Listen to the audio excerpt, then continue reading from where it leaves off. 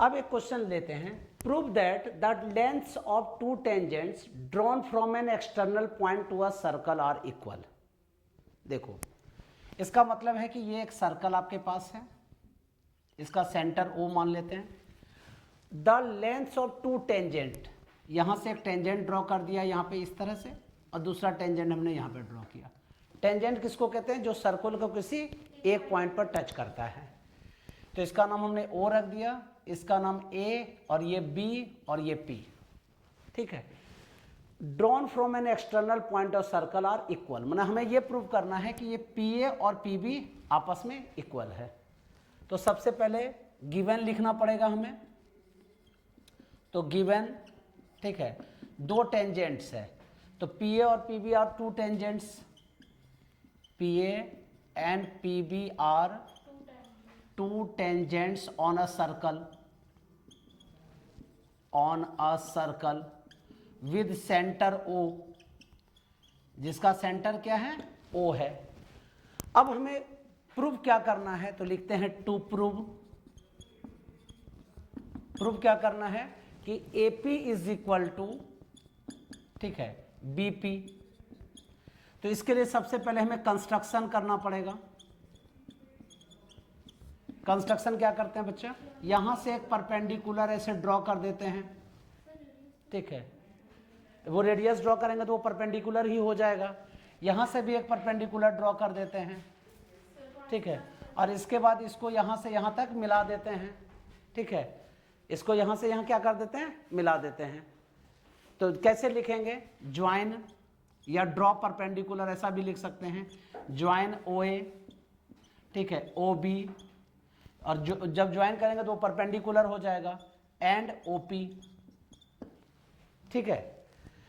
तो अब प्रूफ कैसे लेंगे बच्चा? ध्यान दो, प्रूफ कैसे करोगे?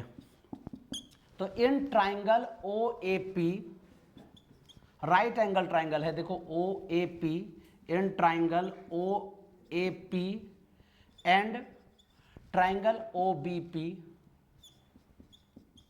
ठीक है।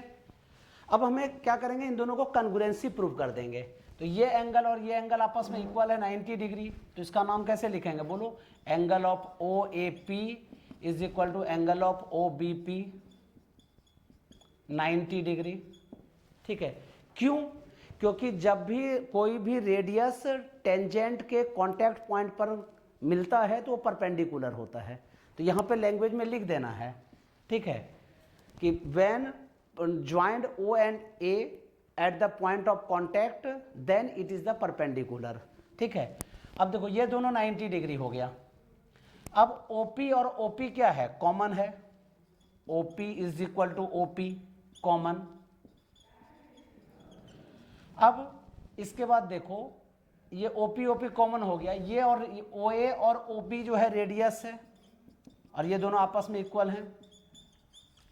तो आपने क्या देखा कि ये राइट एंगल ट्राइंगल है, इसके सामने वाला हाइपोटेन्यूज होता है, और ये एक साइड है, तो कौन सा प्रॉपर्टी लगेगा? RHS। तो क्या लिखेंगे? By RHS triangle OAP congruent to the triangle OBP।